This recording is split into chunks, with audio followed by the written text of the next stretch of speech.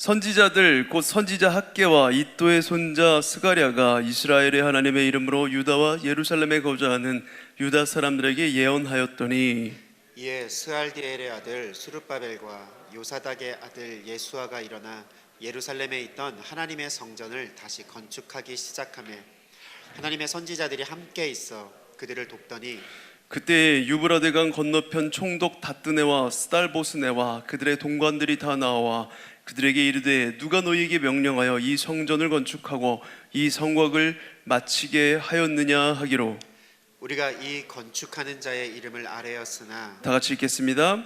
하나님이 유다 장로들을 돌보셨으므로 그들이 등이 공사를 막지 못하고 이 일을 다리오에게 아뢰고 그 답장이 오기를 기다렸더라.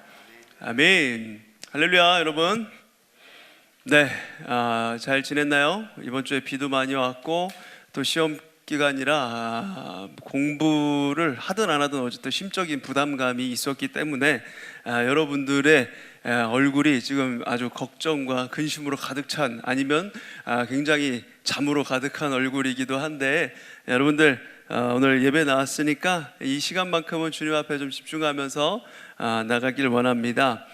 여러분들, 우리가 계속해서 그 연결되어지는 그 말씀을 보고 있는데, 에스라서 두 번째 이야기예요. 우리가 다니엘서를 보면서 이제 다니엘이 바벨론의 포로로 잡혀갔었죠. 포로로 잡혀가서 오랜 기간 평생을 그 바벨론에서 포로 생활을 했습니다. 그러다가 이제 그 바벨론 제국이 망할 것 같지 않았던 바벨론 제국이 하루아침에 망하고 새롭게 일어난 나라 페르시아가 바벨론을 점령합니다. 한 번에 무너뜨려요. 그 초롱성 같았던 바벨론 성을. 그리고 나서 이 페르시아의 초대 왕 고레스, 역사에서는 키루스라고 기록된 대왕이 점령한 이후에 이제 이 사람은 약간 유한 사람이었어요. 강압적으로 막 사람들을 끌어모으는 그런 리더십이 아니라 여러 사람들에게 자유를 주는 사람이어서 각종 민족들을 포섭하면서 다른 민족들이 믿었던 그 신들을 믿을 수 있도록 허락을 해줬습니다. 그래서 이 이스라엘 백성들도 그동안 하나님을 예배하지 못하고 바벨론에 억압되어 있고 숨어서 기도하고 이랬었는데, 이제 그 성전 기물과 모든 것을 가지고 예루살렘으로 귀환하라고 명령을 내린 거예요. 고레스 칙령이죠. 그게 고레스가 내린 칙령, 에스라서 1장에 나와 있는 고레스 칙령인데, 하나님이 고레스에게 감동하게 하셔서 그 칙령을 내려 유다 백성들을 돌아가게 했다 그랬어요. 자기네 나라로. 근데 그 감동하게 된 계기가 지난주에 제가 이제 그 연결점을 묵상하면서 다니엘서 1장 21절에 나와 있는, 다니엘이 고레스 원년까지 거기에 남아있더라, 이렇게 바벨론에 남아있더라, 이 이야기를 보면서 그 남아있었던 다니엘을, 긴급 문자가 이 시간에 항상 오죠. 긴급 문자 항상 와요. 아주 그냥 귀 아파 죽겠어요. 얼마나 이렇게 크게 울리는지 모르겠어요. 이해합니다. 이렇게 이때를 빌어서 이렇게 진동으로 좀 해주시고, 핸드폰은 끄지 않아도 되는데 진동으로만 해주세요. 그래서 다니엘이 그 고레스를 만난 거야. 고레스가 바벨론 도성에 쳐들어와서 그 벨사살 마지막 왕을 죽였을 때, 그리고 고관대작들을 다 불러 모아놓고서 이 나라가 어떻게 돌아가는지 연회를 베풀면서 막 이야기를 했을 거 아니에요. 그때 하나님의 감동하심으로 다니엘, 가장 뛰어났던 신하 다니엘이 고레스 왕에게 이러이러해서 당신은 하나님의 예언에 의해서 이 나라를 차지한 것이지 당신의 능력이 출중해서 그런 것이 아닙니다. 그때 벨사살 왕에게 하나님의 손이 나타나서 메네메네 데겔 우바르신, 이렇게 손을 글씨를 써가면서 하나님이 예언하셨습니다. 예레미야가 그리고 몇백 년 전에 이미 예언한 것입니다. 이거를 상세하게 얘기했고, 그것을 듣고 다니엘의 놀라운 그 지혜와 총명함에 감동이 되어서 이제 고레스가 문서를 남겨서 칙령을 써서 포로에서 예루살렘으로 귀환을 합니다. 자기 나라로 돌아갔어요. 민족이 땅이 없었는데 이제 자기 나라 땅으로 돌아간 겁니다. 그러고 나서 이제 제일 먼저 한 일이, 일정에서 지난주에 마지막에 언급을 했어야 되는데 언급을 안 하고 지나갔는데, 제일 먼저 한 게 뭐였냐면 성전의 기초를 놔요. 성전의 기초를 쌓기 시작합니다. 예루살렘 성전이 바벨론에 의해서 불타 없어졌기 때문에 거기에 성전에 이제 기초를 쌓고 성전을 재건해가는 이야기가 에스라서의 이야기예요. 에스라서의 이야기는 간단합니다. 성전을 재건하는 이야기, 예루살렘에 무너져 있던 불타 있던 성전을 재건하는 이야기가 에스라서입니다. 이스라엘 자손이 70년간 포로였죠. 이방 땅에서 이방인으로 살아가면서 많은 불이익을 당했어요. 그들의 일상이 부당함을 당하는 게 일상이었을 것입니다. 그런데 하나님의 은혜는 그 가운데도 역사하고 계셨고, 제국은 영원할 것 같았던 제국은 무너졌으나 하나님의 말씀과 하나님의 은혜는 그 가운데도 계속해서 역사하면서 오랜 기간 포로 생활 중에도 이스라엘 백성을 인도해 가셨죠. 그래서 그 고레스 칙령으로 말미암아 자유를 얻고 이제 귀환했습니다. 비록 자기 삶의 터전을 포기해야 하는 어려운 결정이었지만 그 칙령에 의해서 자유를 갈망하며 허물어진 성전을 다시 세우고자 하는 그들의 갈망을 가지고 예루살렘으로 다시 돌아오는 거예요. 70년간 바벨론에 살았으니까 바벨론에서 자신들의 문화를 이룩했을 거예요. 거기서 또 세대가 막 변해가면서 거기서 뭔가를 집을 짓고 막 이렇게 살고 있었겠죠. 근데 그 모든 걸 포기하고 다시 자기네 땅으로 돌아가는 건 생각보다 어려운 일이었을 것입니다. 지금 가지고 있던 모든 걸 포기하고 다시 가야 되는 거예요. 오랜 기간 이방 땅에서 생활하는 게 익숙했어요. 그 모든 걸 버리고 가야 되는데, 그럼에도 불구하고 예루살렘 성전 그 예배를 사모함으로 이제 귀환을 한 겁니다. 고국으로 귀환했을 때 그들의 감격은 남달랐을 거예요. 매우 기뻤을 것입니다. 무너진 성전의 터에 이제 기초가 놓이는 것을 보기 시작했어요. 이들은 성전을 건축하고 우리의 무너졌던 예배를 다시 세우겠다, 이것이 열의에 가득 차올랐습니다. 꿈에 그리던 고국에서 하나님을 예배하는 것 다시 시작한다. 일제히 한 마음으로 한 뜻으로 성전을 건축하고자 으쌰으쌰 일어섰습니다.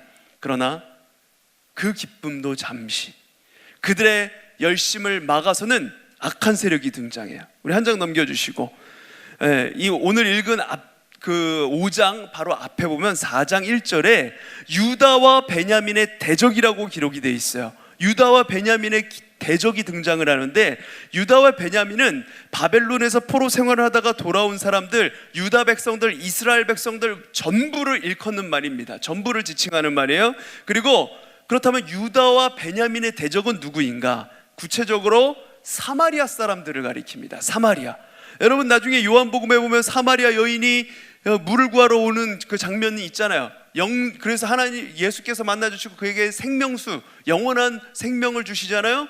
그 사마리아 사람이 이스라엘과 대적이 됐던 이유가 여기 나와요. 대적이 됐던 이유가 유다와 베냐민의 대적이 사마리아 사람들을 가리키는데, 왜 대적이 됐냐? 솔로몬 왕 이후에 이스라엘이 남북으로 분열이 됐죠. 남유다와 북쪽 이스라엘 두 왕국으로 분열이 됩니다. 우리나라처럼 두 왕국이 두 나라가 됐어요. 그렇게 내려오다가 기원전 주전 722년에 북이스라엘이 먼저 망합니다. 어떤 나라에 의해서 망했느냐? 지지난주 계속 얘기했죠. 아시리아, 아수르에 의해서 북쪽 나라가 먼저 망합니다. 그리고 아수르의 에살핫돈 왕은 북이스라엘 사람들을 포로로 아수르 땅으로 끌고 가는 대신에 아수르 지역에서 사람들을 이주시켜서 사마리아 땅에 정착시켜요. 사마리아 땅에 여러 사람들을 정착시킵니다. 그로 인해서 사마리아 사람들은 어떻게 됐냐? 혼혈이 됐어요. 그 사마리아로 이주해 온 사람이 있죠. 그 땅에서 이미 살고 있는 아수르 사람들이 있었죠. 이 사람들이 함께 혼혈이 되는 거예요. 이방에서 온 사람들의 종교도 함께 수용이 됩니다. 문제는 이스라엘 사람들이 믿는 하나님과 그리고 이방 땅 아수르가 믿는 그 신이 조합이 돼요. 혼합이 됩니다. 혼혈이 돼요. 같이 혼재해서 살고 있는 거예요. 여호와 하나님도 섬기고 이방 신도 섬기는 혼합주의적인 신앙의 모습을 갖게 된 게 바로 사마리아 사람들입니다. 총독 스룹바벨과 대제사장 예수아를 중심으로 한 사람들이 이제 예루살렘 성전을 다시 지으려고 하자 그 소식을 듣고서 사마리아 사람들이 찾아와요. 자신들도 그 성전 짓는 일에 함께하게 해달라고, 동참하게 해달라고 요청을 합니다.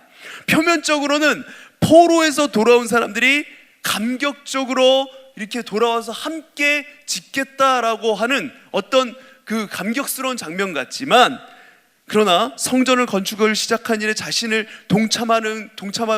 하자고 하는 그 일에 다른 꿍꿍이가 숨겨져 있었습니다. 이들의 요구에 스룹바벨과 예수아를 비롯한 지도자들은 단호히 거절해요. 왜 단호히 거절하냐면, 성전을 건축하는 일은 우리 이스라엘 백성에게 맡겨진 일이지 당신들과 함께 할 수 있는 일이 아닙니다. 당신들과 관계가 없고 오로지 우리가 할 일입니다 라고 얘기를 해요. 북이스라엘과 남유다가 역사 속에서 망하게 된 이유는, 북이스라엘이 아수르에 망하고 그리고 남유다가 바벨론에 의해서 망하게 된 이유는, 표면적으로 센 나라들이, 국방력이 강한 나라들이 군사력으로 엎어버린 것 같지만, 이스라엘이 국방력이 약해서 그리고 경제력이 부족해서 망한 것이 아닙니다. 남북이 모두 여호와 하나님을 섬기지 않고, 여호와 하나님을 혹은 섬기면서도 그 안에 다른 우상들을 가져왔기 때문에, 바알과 아세라를 비롯한 가나안의 이방신들을 함께 섬겼기 때문에 나라가 망했던 거예요. 그 잘못에 대해서 바벨론에서 70년간 강제 노역을 하면서 깊이 회개하고 참회하고 비참한 가운데에서 울고 또 울었습니다. 반성하고 또 반성했어요. 그리고 더 이상 우리가 이제 우상 숭배는 하지 말자, 하나님만을 섬기자, 이렇게 다짐하면서 예루살렘으로 돌아왔던 거예요. 그런데 지금 여호와 하나님과 가나안 신들을 함께 섬기고 있는 그 사마리아 사람들이 와서 성전 건축하는 일에 함께 하자고 하니까, 당연히 우리는 당신들과 함께 할 수 없다, 순수한 하나님을 믿는 우리만이 할 수 있는 일이다, 이러면서 거절하는 거예요.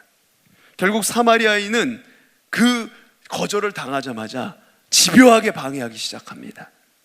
4장을 쭉 읽어보면 이들이 뇌물을 받았다, 중상모략을 합니다. 각종 모함을 하면서 성전을 못 짓게 하려고 막 페르시아의 고관대작들한테 일러 바치고 막 그런 일들을 해요.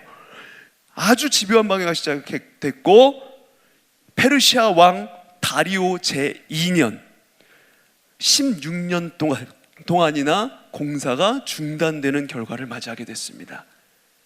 예루살렘으로 돌아와서 순수한 열정으로 성전을 짓고자 기초석을 놓았어요. 그런데 그로부터 16년이라는 시간이 지나갑니다. 16년 동안 아무것도 못했어요. 공사 현장은 성전 기초가 놓였을 때 그 기쁨도 무색하게, 많이 모아두었던 그 건축 자재물도 이제 16년간이나 방치되는 겁니다. 제대로 풀어보지도 못하고 그냥 방치된 상태로 시간이 흘러갑니다. 그런데 더 큰 문제는, 그 모든 상황을 겪으면서 이스라엘 자손이 점점 성전 건축에 관심을 잃어가고 있는 거예요. 건축 자재가 썩는 거, 그런 게 중요한 게 아니에요. 돈을 더 들여야 된다, 이런 게 중요한 게 아니에요. 이제 점점 시간이 지나면서 그 열정도 사그라져가고, 예배에 대한 열정, 하나님을 예배하고자 하는 그 마음이 사라져가고, 점점 성전 건축에 대한 관심이 조금씩 사라져갔습니다. 그렇게 하나님의 성전을 사랑하던 마음, 그리고 성전을 짓고 싶어하던 그 모든 열심에 불꽃이 꺼지고, 심지어 신앙의 나태함까지 생기면서 하나님의 성전을 재건하는 일에는 점점 관심이 사라진 거예요. 그렇게 이스라엘 자손은 예루살렘을 떠나서 각기 자신들의 성읍으로 돌아갑니다. 그리고 자기들이 살 집을 짓고 농장을 가꾸고, 그리고 가축을 위해서 축사를 짓습니다. 성전 건축이 법적으로 막혀 있으니 사람들은 의뢰, 이건 어쩔 수 없어, 법적으로 막혔잖아, 예배하고 싶은데 못하게 됐잖아, 그러면서 합리화하는 거야. 핑계를 대는 거죠. 완전히 자기중심적인 신앙생활로 돌아가 버립니다. 자포자기해버려. 이렇게 됐는데 예배 못하면 어때? 어쩔 수 없지 나 혼자 먹고 살기도 바쁜데, 힘든데, 이게 더 중요하지, 이렇게 돼가는 거야. 왜 그렇게 됐을까요? 그 순수한 신앙의 열정은 그들에게서 어디로 사라져 버렸던 걸까요? 이것은 우선순위의 문제입니다. 우선순위. 그림 한 장 띄워주시고. 별 그림은 아닌데 그냥 우선순위의 문제예요. 삶에서 절대 포기할 수 없는 우선순위를 가지고 살아야 하는데 이스라엘 백성들은 그것이 무너지기 시작했습니다. 여러분 유키즈 원더블럭 프로그램 아시죠? 제가 바쁜 와중에도 그거 꼭 챙겨보는데 보시는 친구들 있는지 모르겠는데 유재석이랑 그 조셉이 이렇게 돌아다니면서 지나다니는 사람들을 만나고 이야기를 나누고 퀴즈를 풀고 뭐 이런 상품을 주고 뭐 이러는 건데 요새 코로나 바이러스가 되면서 사람들을 막 못 만나잖아. 그래가지고 자신들이 있는 공간으로 사회 각계각층에 일하고 있는 뭐 사장이나 리더나 뭐 이런 사람들, 여러 생각지도 못한 일을 하고 있는 사람들, 이런 테마를 가지고 한 명씩 이렇게 초대를 해가지고 이야기를 듣더라고요. 일반 사람들의 이야기를 듣는 것도 굉장히 좋았는데 저는 교회만 있다 보니까 사람들의 이야기를 못 들을 때가 많아서, 근데 이제 그런 각계각층에 있는 사람들의 이야기를 듣다 보니까 이런 일도 하는 사람이 있구나 뭐 이러면서 되게 재밌어요. 그래가지고 잘 보게 되는데 이번 주에 했던 내용이었는데 돈에 관련된 테마를 가지고 돈을 다루는 직업을 가진 사람들을 만났어요. 그래가지고 무슨 한국은행 그 돈 지폐를 찍어내는 사람도 만났고 그 뭐 여러 가지 돈을 가지고 일을 하는 사람들, 그리고 망했다가 뭐 돈을 많이 벌어서 일어난 사람들, 이런 사람들의 이야기를 들었는데 그 만나는 사람들에게 공통적으로 하는 질문이 있었습니다. 여러분, 돈을 얼마나 가지면 행복할까요? 하는 것과 지금 당장 10억이 주어지는 것과 10년 전으로 돌아가는 것, 둘 중에 선택하라면 무엇을 선택하겠습니까? 여러분들 무엇을 선택하겠어요? 지금 당장 10억이 주어지는 것과 10년 전으로 돌아가는 것. 당연히 10억을 선택할 것 같은데, 자, 그렇게 질문을 하자 사람마다 대답이 다 달랐어요. 어떤 사람들은 한 20억 정도 있어야 행복할 것 같다고 하고 지금 당장 10억이 생기는 걸 선택하겠다는 사람도 있었고, 어떤 사람들은 돈이 얼마 있느냐보다 이 돈을 어떻게 쓰느냐가 더 중요하고 행복을 결정한다고 생각한다, 이렇게 얘기하는 사람도 있고, 10년 전으로 돌아가 나의 가능성에 투자하겠다라고 얘기하는 사람도 있었고, 뭐 다양했습니다. 어디에 우선순위를 두고 있느냐에 따라서 저마다 다르게 대답을 한 것이죠. 여러분, 우리는 어디에 우선순위를 두고 살아야 할까요? 어디에 우선순위를 두고 살아야 할까요, 여러분들? 피곤하죠. 시험 공부하느라 굉장히 피곤합니다. 여러분들, 이렇게 좀 고개 좀 들어보시고 어디에 우선순위를 두고 살아가야 할까? 눈에 보이지 않지만 지금 우리에게 오고 있는 하나님 나라를 위해서 살고, 눈에 보이지 않지만 우리를 여전히 사랑하시며 우리를 인도해 가시는 그 하나님을 위해서 살아가는 것, 이것이 우리의 변할 수 없는 우선순위입니다. 아멘. 그런데 지금 이 에스라서 5장에 이스라엘 백성들에게 이 우선순위가 무너져 내린 거예요. 에스라서 4장을 지나면서 수많은 반대 앞에 좌절하며 이스라엘 백성들은 삶의 우선순위가 완전히 무너져 내렸고, 그런 상태로 16년이라는 세월이 흘러가 버렸습니다. 그런 이스라엘 백성들을 향해서 하나님이 어떻게 하시는지 우리 오늘 본문 5장 1절 말씀 띄워주시고 한번 같이 읽어볼게요. 시작. 선지자들 곧 선지자 학개와 이또의 손자 스가랴가 이스라엘의 하나님의 이름으로 유다와 예루살렘에 거주하는 유다 사람들에게 예언하였더니. 아멘. 아멘. 하나님은 그 이스라엘 백성들, 지금 우선순위를 잃어버리고 삶에 뭘 위해서 살아야 될지 모르고 성전 짓는 거 중요치도 않은 일 그냥 버려주고 있는 그 이스라엘 백성들을 향해서 그대로 내버려두지 않고 이렇게 하시죠. 선지자들을 보내셔서 간섭하기 시작하십니다. 선지자들을 보내어서 그들을 다시금 여호와 하나님의 말씀 앞으로 일으켜 세우십니다. 이들이 우선순위가 무너지고 자기 자신에게 함몰되고 세상에 함몰되어서 살아갈 때 이들 속에는 원망과 낙심과 좌절과 특별히 하나님을 향한 막연한 섭섭함이 그 마음에 있었을 거예요. 하나님, 왜 우리를 열정으로 이렇게 성전을 짓고자 하는데 왜 이걸 방해하시는 거예요? 이런 섭섭함이 있었을 거예요. 보이지 않는 거예요. 자기 논리, 자기 경험 안에 갇혀서 보이지 않는 이들을 불러 세우시고 하나님께서 그들을 말씀 앞으로 세워가시는 그 작업을 이제 하고 계시는 것입니다. 말씀이 들리면 달라지기 때문에 하나님께서 선지자를 보내서 이들을 말씀 앞에 세우고 계시는 것입니다. 오늘 본문에 하나님의 말씀을 대언하는 두 명의 선지자가 등장을 해요. 한 사람은 학개이고 다른 한 사람은 스가랴입니다. 학개나 스가랴서를 읽어보면 스가랴는 굉장히 완만한 완곡한 표현을 써서 이스라엘 백성들아 좀 잘 좀 믿자 이렇게 타이르는 사람이었다면 학개는 아주 단도직입적으로 너희들 그따구로 살면 안 돼, 그따구로 살면 하나님이 너희들 다 버린다니까, 이렇게 돌직구로 메시지를 던졌어요. 모든 삶의 우선순위가 무너진 사람들을 향해서 학개는 이렇게 설교를 합니다. 우리 학개서 1장 4절 띄워주시고 한번 같이 읽어볼게요. 시작. 이 성전이 황폐하였거늘 너희가 이때에 판벽한 집에 거주하는 것이 옳으냐. 여기까지요. 하나님의 성전은 다 무너져 있어요. 누가 지으려고 한 명도 나서지 않아요. 그런데 그 백성들이 자기 집은 이제 이쁘게 꾸미기 시작하는 거예요. 살만한 집으로, 안락한 집으로 자기 집에만 투자해서 가장 좋은 것들로 채워넣기 시작하고 화려하게 장식하고 자기 집은 단단한 판으로 된 벽으로 만들어서 거하는 것, 이것이 너희들의 삶에 옳은 것이냐 이렇게 묻고 있어요. 그러면서 얘기해요. 1장 5절 이어서 한번 읽어볼까요? 시작. 그러므로 이제 만군의 여호와가 이같이 말하노니 너희는 너희의 행위를 살필지니라. 아멘. 너희의 행위를 한번 돌아보라고 하세요. 너희를 보고 너희가 하고 있는 일들을 한번 보라는 거예요.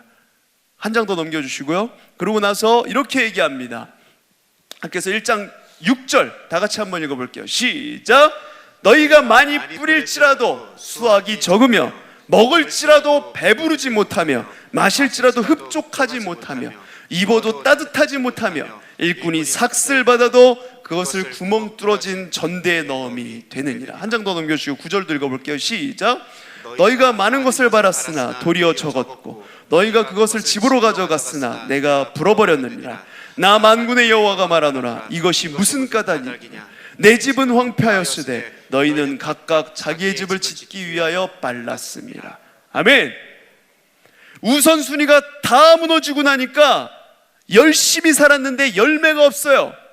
한 장 앞으로 보내주실까요? 이렇게 나와 있잖아요. 씨를 많이 뿌려서 농사를 짓는데 수확이 적어요. 먹는데 배부르지 못해요. 이거는 좀 이랬으면 좋겠는데, 많이 먹어도 배부르지 않고 살 안 찌면 좋겠지만, 이 먹어도 배부르지 못하고 마셔도 흡족하지 못해, 입어도 따뜻하지 못해, 모든 만족이 없는 거예요. 만족이 없는 삶, 열매가 없어요. 집에 많이 가져간 것 같은데 남아있는 것이 없습니다. 먹기도 하고 마시기도 했는데 만족함이 없는 거예요.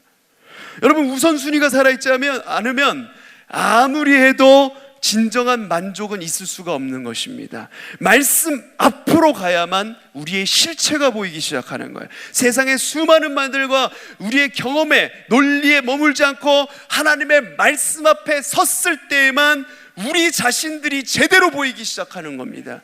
우리의 문제가 무엇인지 제대로 보게 돼요. 어디 다른 데 이유가 있는 것이 아닙니다. 말씀이 들리지 않고 보이지가 않기 때문에 너무나 많은 사람들이 실패하였고 16년이나 되는 시간이 흘러간 것이에요. 그런데 이제 학개와 스가랴서를 통해서, 학개와 스가랴 선지자를 통해서 말씀 앞에 서자 보이고 깨달아지기 시작하는 거예요. 그러자 오늘 본문 에스라서 5장 2절에 나온 듯이 다시 성전 건축을 시작합니다.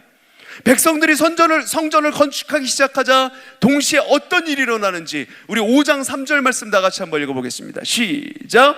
그때에 유브라데강 건너편 총독 다뜨네와 스달보스네와 그들의 동관들이 다 나와 그들에게 이르되 누가 너희에게 명령하여 이 성전을 건축하고 이 성곽을 마치게 하였느냐 하기로. 네, 여러분, 건축을 시작했어요.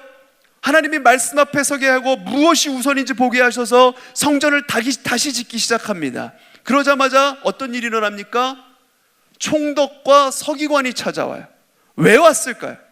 총독 다뜨네와 스달보스네라는 사람이 페르시아의 총독과 서기관이 찾아왔습니다. 왜 왔을까요? 방해하러 온 거예요. 뉘앙스가 그렇잖아요. 방해하러 온 겁니다. 할 수 있는 대로 시비 걸고 누가 너희에게 명령해서 일을 하고 있냐, 험악한 분위기를 조성하여서 공사를 중단시키기 위해서 온 것입니다. 거기에다가 지금 다리오 2세, 새로운 왕이 즉위한 지 얼마 되지 않았을 때입니다. 임기 초기니까 항상 왕이 새롭게 임기 이제 시작을 하면 여러 가지 해야 될 일이 많아요. 어려움이 많습니다. 산적해 있는 문제들이 많아요.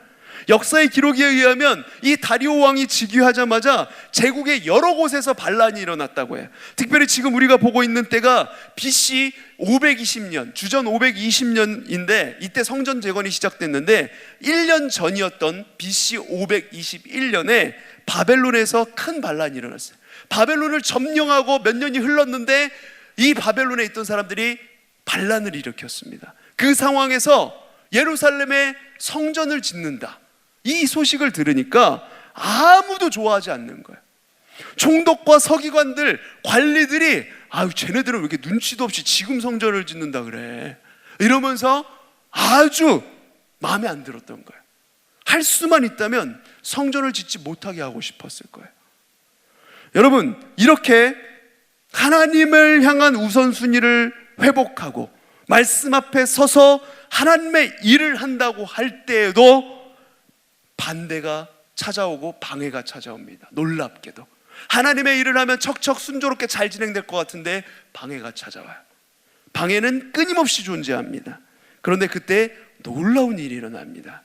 우리 5절 말씀을 다 같이 한번 읽어볼게요. 시작.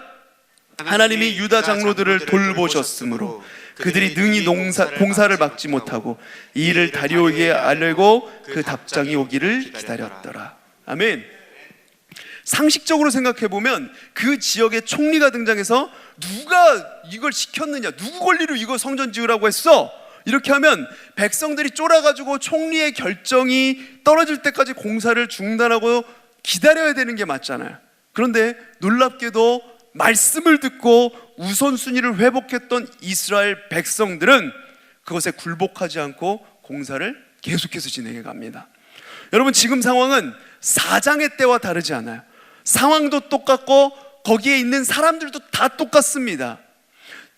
다 똑같은데 놀랍게도 4장에서는 공사를 멈추었는데 5장에 돼서는 공사가 계속돼요. 방해가 있어도 공사를 계속합니다. 중단하지 않고. 어떻게 이렇게 될 수가 있었을까요? 무엇이 그들을 이렇게 바뀌게 만들었을까요? 몇 가지 원인이 있습니다.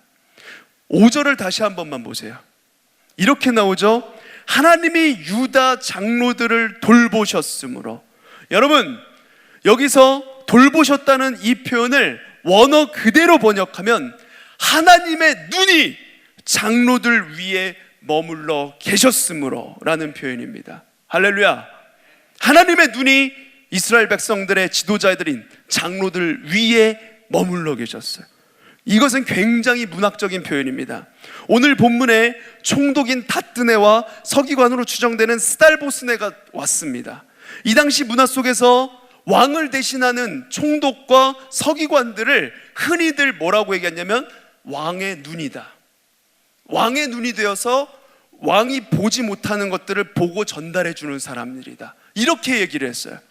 제국이 너무 넓기 때문에 왕이 직접 모든 지역들을 다 관할할 수가 없기 때문에 총독과 서기관들을 보내어서 중요한 보고를 왕에게 올리도록 하였습니다. 그러니까 이 두 사람이 왕의 눈이고 왕의 귀인 것입니다. 왕의 눈과 귀가 와서 그들에게 누가 성전을 짓게 했느냐고 물었을 때 에스라의 저자는 하나님의 눈이 장로들 위에 머물러 계셨으므로 성전 공사를 계속하였다, 이렇게 지금 기록하고 있는 것입니다. 여러분, 우리가 하나님의 일을 하고 하나님이 맡기신 대로 삶을 살고 우선순위를 제대로 갖춰진 삶을 살아갈 때 모든 것이 순조로우면 좋겠지만 그렇지 않아요. 언제나 시련과 고난이 다가옵니다. 하나님의 일을 할 때 반대가 찾아옵니다. 그런데 그때 여러분이 잊지 말아야 할 것이 무엇이냐면, 제 아무리 제국의 대왕이라고 할지라도, 그 큰 나라의 왕이라고 할지라도 왕의 눈으로는 다 볼 수 없고 귀로 다 들을 수 없기 때문에 총독을 보내고 서기관들을 보내어서 보고 듣고 하지만, 우리가 의지하고 우리가 믿는 하나님은 당신의 눈을 장로들 위에 두시는 분이시라는 것입니다. 직접 지켜보고 계시다는 거예요. 하나님은 사람을 보내는 정도에 그치는 분이 아니라 당신의 눈이 우리의 위에 머물러 계시는 분이십니다. 여러분들 위에 하나님의 눈이 지켜보시면서 보호하고 계시다는 거예요. 할렐루야. 하나님은 총독을 보내시고 서기관을 보내어서 눈과 귀를 대신할 어떤 사람을 대신 보내시는 것이 아니라 직접 하나님의 말씀에 순종하고 우선순위를 따라 살아가는 그 백성 위에 직접 그 눈이 떠나지 않고 머물러 계시다는 그 사실을 기억하시길 바랍니다. 5장과 4장의 큰 차이는 바로 이 하나님의 눈이 그들 위에 머물러 있었다는 거예요. 그러자 어떤 일이 일어났는지 우리 8절 말씀, 우리 본문 뒤에 나오는 말씀이지만 함께 읽어볼게요. 시작. 왕께 아뢰옵나이다. 우리가 유다 도에 가서 지극히 크신 하나님의 성전에 나아가 본즉 성전은 큰 돌로 세우며 벽에 나무를 얹고 부지런히 일하므로 공사가 그 손에서 형통하옵기에. 아멘. 8절은 총독 다뜨네가 이제 왕에게 그 본 것을 편지로 쓴 내용입니다. 이스라엘에 일어나고 있는 일에 대한 보고서가 6절부터 17절까지 쭉 나오는데, 공사가 지금 성전 재건 공사가 어떻게 진행되고 있는지 그 현황을 그대로 보고를 해요. 돌을 얹고 판자를 얹어서 공사가 지금 진행 중인데, 자세한 공사의 내용보다 다뜨네의 주목을 확 끌었던 내용이 있습니다. 그게 뭐냐면, 이들이 부지런히 일함으로 공사가 형통하였다, 이렇게 얘기를 해요. 공사가 순조롭게 잘 진행되는 이유가 뭐라고 하고 있는 것입니까? 이스라엘 사람들이 부지런히 열심히 일하고 있다는 거예요. 해야 하는 일이니까 의무적으로 하는 것이 아니라 이들이 기쁘게 하나님을 위해서 행복하게 열심을 다해서 지금 하고 있는 거라는 겁니다. 그걸 다뜨네가 본 거예요. 그들이 행복해하는 얼굴, 열심히 일하고 있는 모습을 본 것입니다. 여러분, 왜 다뜨네가 공사를 중지시키지 못했을까요? 하나님의 눈이 그들 위에 있었기 때문이기도 하지만, 공사를 하는 사람들의 모습을 유심히 보니까 중지시킬 수가 없었던 거예요. 이들은 뭘 위해서 이렇게 기뻐하면서 열심히 할까? 그 정도의 열심이 이방 사람인 다뜨네의 눈에 보였던 것입니다. 고등부 친구 여러분, 하나님의 전을 짓는 것은 그저 시간이 확보돼야 되고 재료가 확보되어야 되고 기술이, 그 축조 기술이 있어야 되는 것 같지만 그런 것으로 지어지는 것이 아닙니다. 기술로, 경험으로 지어지는 것이 아니에요. 사람들의 자세가 결정하는 것입니다. 원수와 대적의 입을 다물게 만들고 공사를 중지하지 못하게 만드는 중요한 요소 중에 하나는 그 일을 하고 있는 그 사람들의 열심과 진실함과 그것으로 인한 기쁨이었을 것입니다. 아주 인상 깊었던 거예요. 그래서 그 사실을 적어서 왕에게 그대로 보고하고 있는 것입니다. 하나님의 눈이 장로들 위에 머물러 있었고 백성들이 열심을 내어서 성전을 건축합니다. 멈춰있던 성전 건축이 이렇게 하나님의 눈이 머물러 있고 백성들이 열심을 내자 순조롭게 건축이 진행되고, 그리고 그 뒷장인 에스라서 6장 15절에 보면 다리오 왕 6년에 그것이 다 완공이 되는 것을 볼 수가 있습니다. 임기 초기부터 짓기 시작하여서 다리오 2년부터 짓기 시작해서 다리오 왕 6년이 됐으니까 한 4년간 지어진 거예요. 4장에서 멈춰 있었던 성전 건축이 5장에서 이렇게 순조롭게 진행이 될 수 있었던 이유가 무엇입니까? 학개와 스가랴 선지자로부터 받았던 그 말씀 때문에, 말씀 앞에 다시 서고 말씀으로 무너져 있던 삶의 우선순위를 다시 세우자 성전 건축하는 일은 아무것도 아닌 것이 된 거예요. 결국 사마리아인의 방해다, 총독이 와서 뭐 하는 건지 검사하고 있다, 이런 대적의 방해 공작은 말씀으로 바로 선 사람들 앞에 아무런 문제가 되지 않는 것입니다. 말씀 앞에 바로 서는 것, 이것이 가장 중요한 것입니다. 할렐루야. 사랑하는 고등부 친구 여러분, 여러분들의 몸은 하나님께서 지으신 거룩한 성전입니다. 믿으십니까? 그런데 오늘 말씀에 어떻게 하라고 있어요? 성전을 다시 세우는 얘기가 나오잖아요. 우리 심령에 무너져 있던 것, 우리 삶에 무너져 있던 것을 다시 세우라는 것입니다. 지금 무언가 신앙적으로 무너지고 공부도 잘 되지 않고 가정 환경도 나아지지 않고 여러 어려움 속에 제대로 되는 거 하나 없는 것 같은 그런 상황 속에 계십니까? 이게 다 아빠 엄마 때문이라고, 그리고 코로나 때문이라고 그렇게 핑계하고 있으십니까? 문제는 그런 외부 환경에 있는 것이 아닙니다. 우리 안에 있는 것입니다. 우리가 말씀 앞에 바로 서고, 그리고 예배의 자리를 회복할 때, 아까 전에 우리 이주환 선생님이 찬양 인도하면서 말씀하신 것처럼 어떤 우리가 화려한 그런 음향과 시스템과 그런 소리에 집중하는 것이 아니라 하나님의 세미한 음성에 귀 기울이며, 지금 아무것도 갖춰지지 않아도 그 찬양 한 소절 부르는 그 찬양 가사에 집중하며 나아갈 때, 예배 자리를 회복하며 나아갈 때, 주를 향한 사랑과 그 감사를 회복할 때, 지금 우리에 닥쳐있는 환경과 상황과 상관없이 우리 위에 머물러 계시는 그 하나님의 눈이 우리의 삶을 인도해 가실 것입니다. 믿으십니까? 이 사실을 기억하며 우리에게 무너져 있었던 삶의 예배, 삶의 우선순위를 돌아보고 우선순위를 먼저 세워가는, 우리 삶의 성전을 다시 세워가는 우리 고등부 친구들 모두가 되시길 간절히 소망합니다. 아멘. 기도하겠습니다. 우리 시간에 이번 주 금요일부터는 다시 주여 부르는 게 허용이 됐어요. 그리고 소모임이나 이런 것도 이제 조금씩 회복되는 단계로 다시 돌려졌습니다. 그러니까 여러분들, 물론 지금 굉장히 그 아침부터 이렇게 나와가지고 소리내어 기도하는 게 어려울 줄 알아요. 그렇지만 우리가 하나님께 좀 마음을 담아서 함께 기도했으면 좋겠습니다. 하나님, 우리 삶에 여러 일들이 뜻대로 되지 않을 때, 하나님을 향한 열심이 사그라져 갈 때 말씀 앞으로 나아가는 우리 모두가 되게 하여 주시옵소서. 우선순위를 다시 세워서 어그러졌던 부분들을 바로잡아가는 우리 모두가 되게 하여 주시옵소서. 예배하는 마음 회복시켜 주시옵소서. 우리 이 시간에 주여 한번 부르짖고 함께 기도하며 나아가겠습니다. 주여, 아버지 하나님, 그렇습니다. 아버지 하나님, 이스라엘 백성들이 성전을 건축하지 못하고 포기하고 있었던 것은 어떤 사마리아인들의 방해 공작이 있었기 때문이 아니라 그들의 우선순위가 무너져 내렸기 때문입니다. 우리의 삶의 여러 일들이 뜻대로 되지 않을 때, 하나님을 향한 열심히 사그러져 갈 때 말씀 앞으로 나아가는 우리 모두가 되게 하여 주시옵소서. 학개와 스가랴를 통하여서 그 선지자들을 통해서 말씀하셨던 그 하나님의 말씀에 귀 기울이게 하시고, 우선순위를 다시 세워가게 하여 주시고, 어그러져 있던 무너져 있던 부분을 다 바로잡아가는 우리 모두가 되게 하여 주시옵소서. 아버지 하나님, 주님을 전심으로 예배하는 그 마음 회복시켜 주시옵소서. 아버지 하나님, 함께 하시고 우리 안에 진정 중요한 것들을 발견하며 다시금 주님 앞에 회복하며 나갈 수 있도록 하나님 붙들어 주시옵소서.